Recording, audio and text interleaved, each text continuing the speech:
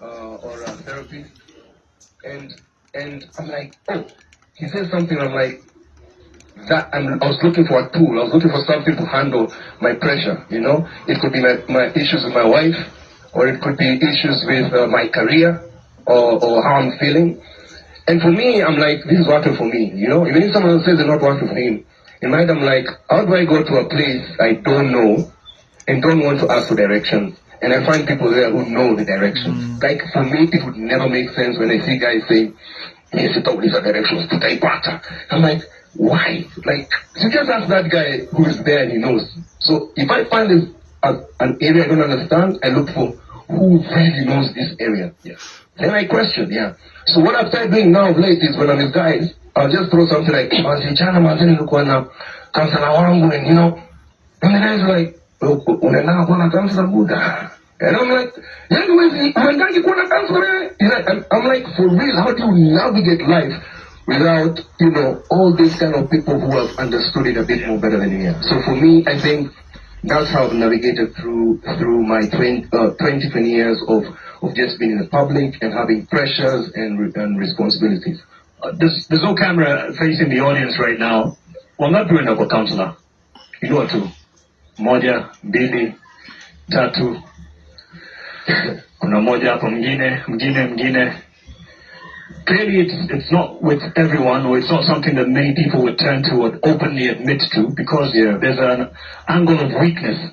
Mwanaume akienda kwa counselor kuongea na kufungua roho. But let me ask also, and you can shout it out. We have many definitions of mwanaume. So say whatever comes to mind, at least whether it's you believe it, or what you've heard. You tell me. When I ask, mwanaume ni? Madeo, mwanaume ni? Whether it's mwanaume ni? Sema tena? Kujijua. Mwanaume ni upande? Kifua, jasho, kunuka jasho ama kutoa jasho. Oh, mwanaume ni effort ya madem. Professor amesema hapa. So we have certain social constructs that we might laugh at as we call it out, but subconsciously actually directs you in the actions that you take. And this is now to whoever will take it. Have we failed as men based on what we expect as our role, protector, provider? But we even heard from the keynote speech, women who we were thought to be providing for, protecting, can do it themselves. They can own guns. They can provide for themselves. They earn. So, are we failing, or are things changing? And I don't know who'd want to take this first. Simon. Well, thank you. I like what Nameless was talking about, because what I find, Mark, just for us to be really real with ourselves, there are lots of us here, as we were told earlier, who go through a lot of pressure, but we don't really talk about it. And we've got to reconstruct this by coming off the place of defining ourselves by what we do and what we have. Because if you lose your job tomorrow, then you're going to be in a crisis. We've got to define manhood by something a little bit deeper. My conversations with men, I find that we have 4 needs we need to answer to if we're going to move forward into authentic manhood. Number 1 is redefining, and I'll say something about that in a minute. What does it really mean to be a man, aside of the car you ride in, the woman you hang out with, and all these other things, the money and the effort? Number 2 is brotherhood. I believe a man is made a man among other men, and just as coming together, doing the talk that you were talking about, challenging each other, the network, we get to call each other out, support one another, and help each other move forward. Thirdly is vulnerability, and that has been talked about. And vulnerability doesn't just come. I found many boys' clubs who are not vulnerable enough. There's a friend of mine who said one day his wife told him, I don't want you to come back home. Find a place to go. And so he goes to the club that evening with his boys, and when he's a little tipsy, he says, hey, but hey guys, I have nowhere to go to. And they laughed and said, and eventually every man filed out and left him. He's left in the club. That's when he realized, these are not really my boys. The people we talk about, but it's not intentional in that we have decided we're going to open up and talk about the challenges we face. When we're seeing in Money Now, strangers come together and within 4 weeks, they're talking about things they have never told a human being. It's because we're very intentional in the beginning to say, here, we're going to keep it real. And there's a commitment. This is not going to go to social media. This is us men dealing with men issues. It's a man's affair. And when that commitment is there, then vulnerability comes because I can trust you. You open up to a safe space. And lastly, significance. And we're talking about that. Beyond success is their significance. So back to defining ourselves, because if you define yourself as a protector, provider, and all of that, that is neither here nor there. You still need your responsibility, but your wife could be earning way more than you and provide for the family as well. These are the three things I see internally we can define ourselves, but it doesn't matter whether you have a job or not, however much money you have, this defines who you really are, as Pete said. Honor, duty, and care. I should say masculinity sits on a three-legged stool. One is your character, honor, that you honor yourself, you respect yourself, your words, your tweets, and you respect others. And people are going to respect you, and that will make you a man that would be celebrated. Two is duty. Are you committed to be what you're supposed to be as a father? Again, we've seen good examples of fatherhood. Instead of neglecting our children and going for other things, that as a husband, as a father, whatever roles you play, but there's a commitment in you to fulfill them. Responsibility. And lastly is care. I always say a man stands tallest when he reaches out furthest and lowest to lift up others. That we will see the tender side of a warrior to do this, to lift up others. Those to me are internal things that are not dependent on the car I ride and the other changes that happen every day. And if we can commit to that definition, inner definition, not outward things that hang around us, I believe then we can say we succeed, whether there's money in the bank or not. Well, I see Pete reaching out for the microphone on the question to failure, or maybe to add up to what Simon said. I had two very interesting conversations recently with a gentleman that I just got to know recently. I was emceeing an event and I met him and we went to his office to talk, and then we talked, and then he revealed to me that very successful in our eyes man, but he revealed to me that he'd lost his wife. Does that make him less of a man? He lost his partner. I talked to an old friend. He called me up and said, Pete, I'd like to talk with you. And he said something to me. He said he had lost his wife. And I found this very interesting. And his wife had, he had not lost his wife because she had died, but the relationship fell apart. We're seeing this more and more often. But what I found is that very often the reason these things fall apart, when it is my fault as a man, is the failure to have vulnerability. But here's the thing, and I think Simon mentioned it. Vulnerability demands privacy. Vulnerability demands privacy. I cannot be vulnerable in public. Most men cannot be vulnerable in public. They need the privacy and security. And I think one of the things that demands is that we begin to build genuine relationships where now that vulnerability can come. But I want to take this thing a step further, because there's a lady who, when I posted this poster on my social media, said something, and now all you need is a 13-year-old and an 80-year-old man. I feel, and I said it at the end, that this reconstruction must be generational. My father died 7 years ago, but I remember the last 10 years that I spent with my dad was so fruitful, because now we had a meaningful relationship where I could go to him and ask him things. I'm wondering where the 70, 80-year-old men in this conversation, because there's things that an 80-year-old man knows, there's things that a 70-year-old man knows that I don't know as a 53-year-old. People are looking to me and say, oh, you're so wise. But I say, but there's a 73-year-old person who can teach me in his sleep what I would never know in any of my waking moments. So I believe that one of the things we must do, and I like what Nameless said, is begin to cultivate and not be afraid afraid to approach the wazis and cultivate relationships with these wazis where they can also trust you. Because what I found is that as we go to them and begin to befriend them and not just be this one-hit wonder person who comes to say, hey, I need ABC, that we learn how to relate so that the blocks that have been, the transition posts that have been broken through modernity can be restored, so that now that wisdom that is with the fathers can then pass to we as sons, and that we can share it with our brothers and then be intentional with our sons, so that that wisdom, and then of course modernity has happened, but if we maintain those relationships, then we're able to keep that flow of wisdom going from generation to generation. Continuity. Right. Well, allow me to add, and Dr. Peter said something very important, where the 80-year-olds, because we need them. But I'll tell you where some are. They're still hurting. Because what has happened, most men here, you are appreciated as long as you can pay school fees, as long as you can pay rent, as long as you can buy food.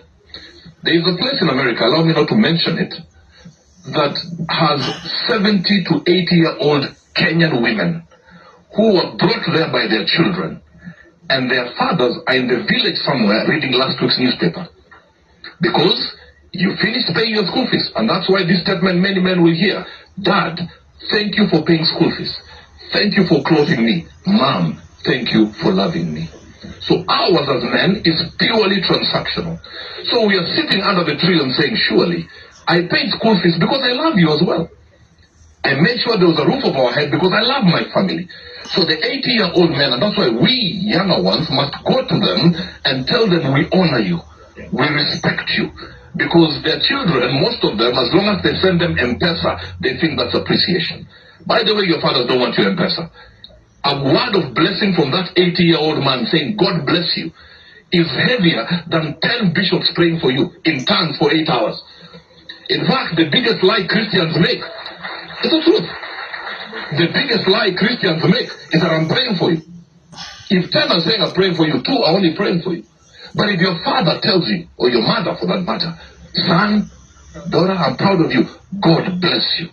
My mother sends me a message and says, my son, God bless you. I'm telling you, I get blessed like nobody's business. So what we got to understand as men, let's go back. But the problem, and allow me to say this on national TV, some men have also become funny.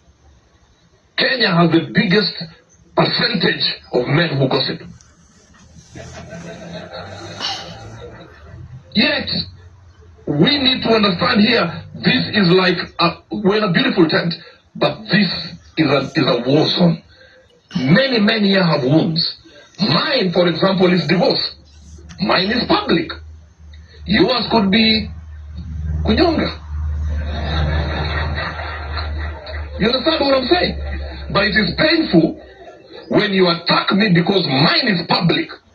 Because you cannot attack who you are. You not attack a fellow Mnyongi. You attack divorced.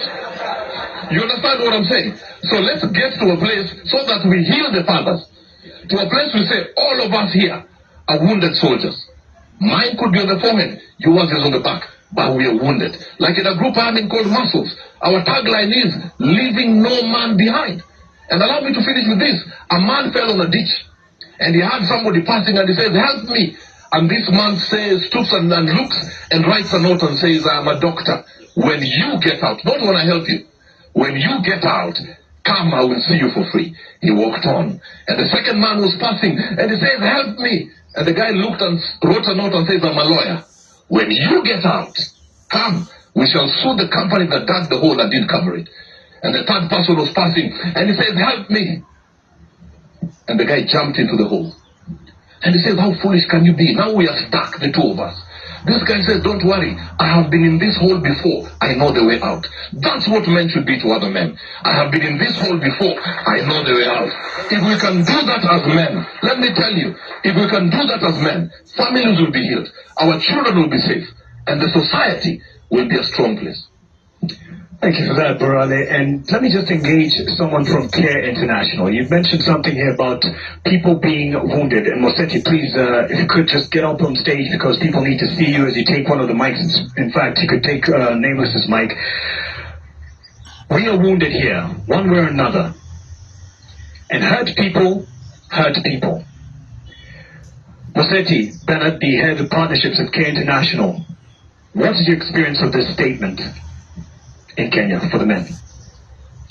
Yeah, allow me begin from where Brale has left. And I think just this week, NGOs and CSOs has been in a conversation on how do we begin the process of reconstruction of a conversation of a culture of Utu in the country. I think what we are missing is the humanness in us.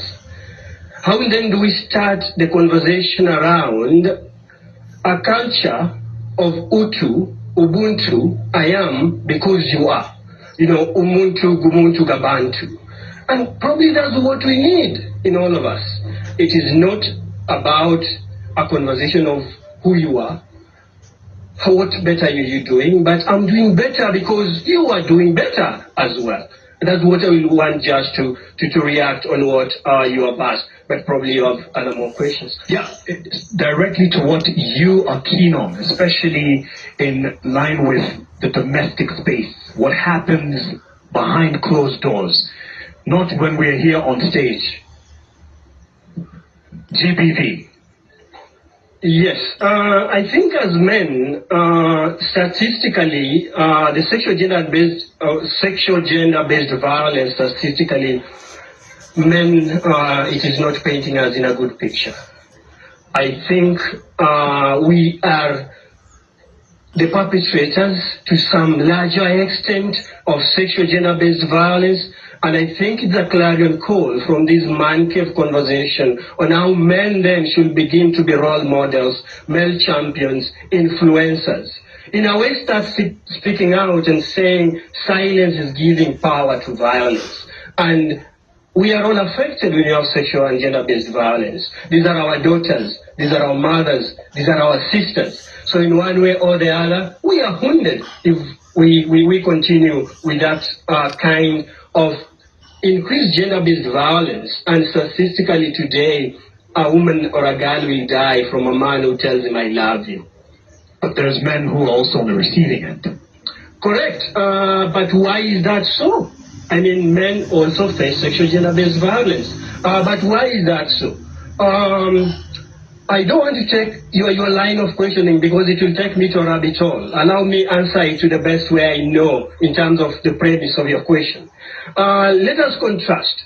Why is it that when women and girls face gender-based violence, there is no hue and cry from men? But if men face it, there is hue and cry from everybody that unajua unapigwa ngama. But there's ridicule to the extent that people wanakanyagia. So this is the point. How are we brought up? Masculinity in us tells us we are the conquerors. A man is a hunter, a woman is a gatherer. I mean, there is no place for vulnerability, and those spaces are not there. And the question then becomes, it is abnormal to see a man who has been beaten or battered for that matter and coming and speaking out, as opposed to men, as opposed to women and girls, because statistically then that is what it is. But I think it is not a competition of whether we are being battered by either gender. It shouldn't be happening in the first place. It shouldn't be happening in the first place. Let me hold you on that, and we'll continue with this conversation. We have a TV audience, and we need to sign off to them and tell them asanteni for tuning in. But because you didn't pay and you did not commit to be here, the conversation continues, and the sweeter part of it, so much so. And this conversation continues. We want to hear at least the audience at home, some men from around the country who are committing to stop GBV. And that's what we want to listen to as we sign off. Tuseme asanteni sana. Thank you for tuning in. But the sweeter part continues now. The conversation continues online, but the conversation here continues. Na saizi tutaanza kurom mic kuwapea mic kule muulize directly. Kama unataka kuuliza mtu kwenye the audience, please do directly. Just hold up your hand. Someone will bring a mic to you. So let's listen to the commitment from different men in the country. Kakio Mario Mamine. Devo dire che tre foto sia tumia. Ago nuga atonoji imanita poso te. Ne ire como que ne homo sabade. Pero si se puede linda, pues si hat. globally, 35% of those aged between 15 to 19 were women continue to face physical violence. And those between the age of 40 to 49 accounts for 54% of physical violence. We are making a wake-up call to all who are concerned, especially the male and the men champions, to be at the forefront in fighting and combating the vice that is sexual and gender-based violence in this campaign of 16 days of gender activism. I am he for she.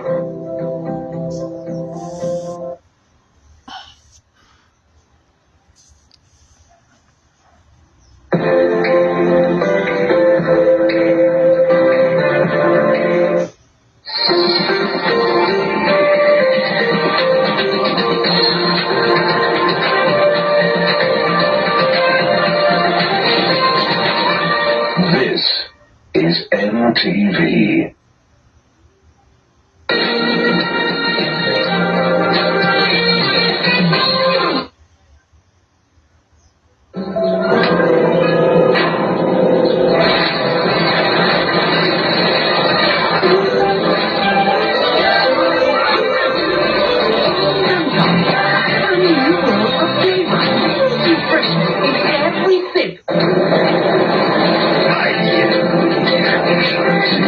Smooth shave. Introducing new Big Flex 2 flexible blades. For a smoother shave, easier to rinse. One cappuccino heavy on the foam. And for the lady, I think you got all the firm you need. New Big Flex 2 for a faster, smoother shave. With as many goals as Argentina in qualifying, Ecuador's hoping to spring a few surprises on their return to the world stage. Christian Pulisic is relishing his time leading the USA. And we hear from a man with a foot in 2 World Cup caps, Samuel Eto'o. New Sensodyne Repair and Protect with Deep Repair. It's a huge game changer for me. The science is pretty amazing because it really goes deep inside the tooth and repairs tooth sensitivity. It's going to improve the quality of my life in a big way. Imperfections, blackheads. Try Garnier's Pure Active 3-in-1 Charcoal, powered by salicylic acid and purified charcoal to reduce pimple-causing germs by 99.5%. One product, 3 uses for a pure skin. Garnier Pure Active 3-in-1 Charcoal, #1 in South Africa. By Garnier, naturally. They have a monumental journey ahead of them. From wind and rain, from one continent to the next. Although some have other ideas.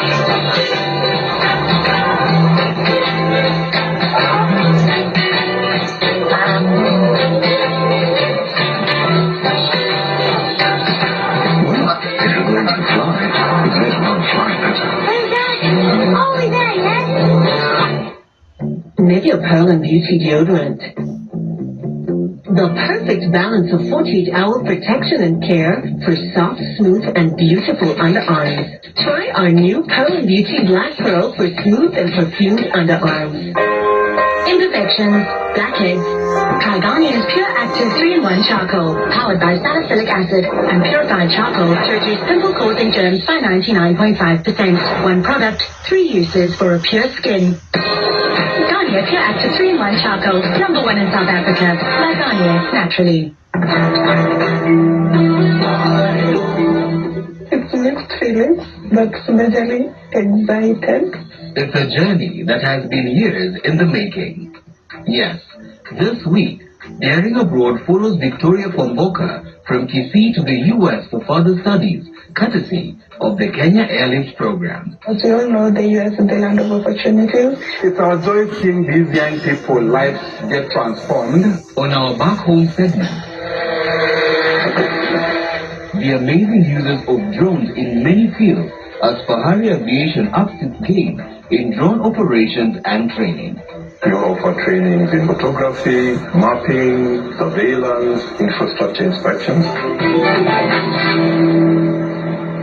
Get EasyFX today, a secure and convenient platform that allows you to do your Forex requirements in real time. Buy and sell Forex at the touch of a button. Sign up for EasyFX today.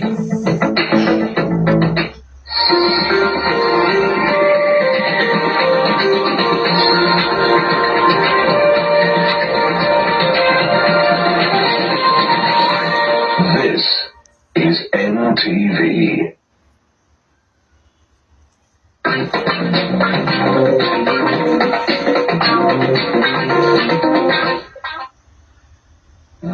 Bila shaka magoma ya kitamaduni katika hafla na tamasha hizi za utamaduni wa kaunti ya Lamu zinaingia kilele cha mnazi, zinaingia hatma yake, maana leo ndo funga kazi. Na leo tumeamua tutafunga kazi kwa staili ya kila Jumamosi tufanyavyo ndani ya NTV, ni gumzo la Sato. Na hapa karibu nami wamezima ngoma kidogo tu ili wanipe sauti niweze kuzungumza nanyi, lakini hawa ni wazee wa Kibajuni ambao wametegweleka kwenye viti vyao, hawana tatizo yote. Taratibu ngoma hizi, sijui mzee kama unaweza nionyesha kidogo tu mzee, ngoma za pigwaje hizi?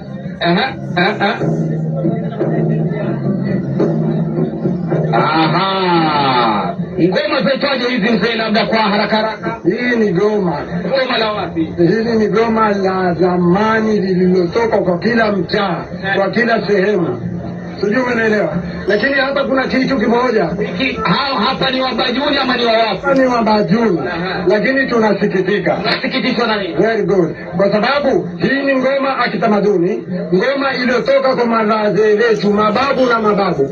Ajabu, kuna ngoma nyingi ambaye wacha watoto hata wazee wengine hawajui na hatukuziona hapa. Kuna ngoma ya babe, kuna ngoma ya randa, kuna ngoma ya bati, kuna ngoma mdurenge, kuna ngoma msondo, kuna ngoma kunyoza. Yani hata siwezi kukwambia ni ngoma gani kwa wangu kuziona. Shebana Yusuf kutoka Bwana Yusuf anatoa malalamishi kuhusiana na baadhi ya ngoma ambazo anasema yeye kwake ndio funga kazi. Na ndio maana leo tunajadili utamaduni na usasa. Je, usasa na teknolojia vimeharibu vipi utamaduni hasa kaunti ya Lamu? Na niko na jopo upande wa pili wa studio na mwenzangu Kichuna pacha wangu Fida Mwaka atakuwa na wajuza, lakini wacha nikuonyeshe hundo mlango ambao tunaingia katika ukumbi wetu siku ya leo kuweza kujumuika na mwenzangu Frida kuangalia utamaduni na usasa vinaingiliana namna gani katika tamasha hizi za utamaduni katika kaunti ya Lamu. Mwenzangu Frida, sisi kama unanipata ninapotafuta vidato kukufikia,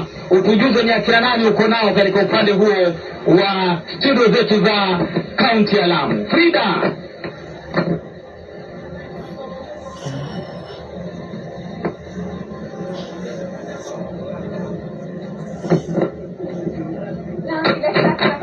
Waswahili ni kwamba chakula chema hakihitaji kawa. Najua mtazamaji, hapa chini yangu unaona kawa, lakini kawa ya leo ni tofauti, kwani kileo hapa tuko na wageni mashuhuri kutoka Lamu. Wametukaribisha, lakini wamenijuza kwamba Frida na Lofty lazima tutawasuta. Wajua wanasema umbea si kazi, kazi ni kusutana. Leo tunasutwa. Kwa nini? Kwa sababu mila na desturi za Lamu ni tofauti, na kama alivyogusia pacha wangu ni kwamba hii leo tunaangazia usasa na utamaduni. Niko na nani hapa jamvini? Niko naye Daudi Anguka. Huyu ni mwana filamu huku Lamu, lakini vile vile pia ameweza kutoa filamu kubwa tuliona Pete, na hivi sasa filamu ambayo inakama ni filamu ya Sanura ambayo ameifanyia huku Lamu. Kwa nini akachagua Lamu kama maeneo? Atatujuza mengi zaidi. Rukia Abeida, huyu ni mkazi wa Lamu, ananijuza kwamba Frida, mimi ni Mkikuyu, kisha bado pia mimi ni Mwarabu. Viliendaje akafika Lamu? Yote hayo ndani ya gumzo la Sato. Na mama yetu hii leo anajulikana kama Hindu Salim. Huyu ni mshauri na saha huku Lamu. Ukitaka kushauriwa, ukitaka kungwi, ukitaka mambo mazuri, yote yaende kwake Hindu Salim. Karibuni jamani ndani ya gumzo la Sato. Haya mama, sinianze na wewe kwa sababu umeniona tayari ukasema unaanza kwa vishindo. Frida, wanawake wa Mombasa wa Nairobi hamna adabu. Adabu iko Lamu. Uzuri tuangalie ile mila na desturi ya watu. Naam. Kama sisi watu wa Lamu tunaheshimu wageni, tunawapenda kwa kweli, lakini tuwajali sana mila na desturi zetu, kama vile tunavyoona wageni wengine wanapokuja hapa, siwezi kutaja toka mji gani, lakini hizo nguo wanazotuvalia hazituridhishi kabisa. Yaani kiasi cha kuwa mtu hata kama ameanguka na simu yake haezi okota, ataiacha. Kwa wazee wetu wamebakia wao sasa ndo wanatenda njia za ndani, alafu sisi wameachia wageni. Labda sasa hizo mila na desturi za kuchanganya na kukanganya, labda ndo zimefanya Daudi anguka akatoka all the way from kule Nairobi akakuja Mombasa kuona lazima niende Lamu. Daudi, kilichokuleta Lamu? Kilichomleta Lamu ni kuja Lamu like 6 years ago. Na kitu kilinifurahisha ni utamaduni na vile kulikuwa peaceful. Kwanza kwa nasikia ni place kwa vita, lakini wakati nilikuja nikagundua ni place ambayo watu wanapendana sana. Alafu hiyo culture yao ilikuwa ni kubwa sana. So nilipata kupiga story na watu wa Lamu. Alafu ndo nikaamua kutoka Mombasa kwa sababu kwanza nilikuwa niko kisiwa cha Funzi. Nikaamua nitoke Funzi sasa nije Lamu. Lakini ni kitu cha tofauti ulipokuja huku, uliona labda Lamu ndo kuzuri zaidi ama Mombasa na Nairobi hatuna adabu? Kitu niligundua, kitu cha kwanza kwa maisha kupata tu mtu ambaye atembea mkuchuma. Ameamka asubuhi, hana shida ya yeye kuchukua kutafuta viatu gani atavaa. Huyu mtu atamka atembee mkuchuma kuanzia asubuhi hadi jioni. Huyu mtu utapata kama na vest ametulia tu hapa kwa mandhari ya bahari. Nikagundua kuwa wako na life nyingine ambayo sisi hatuna.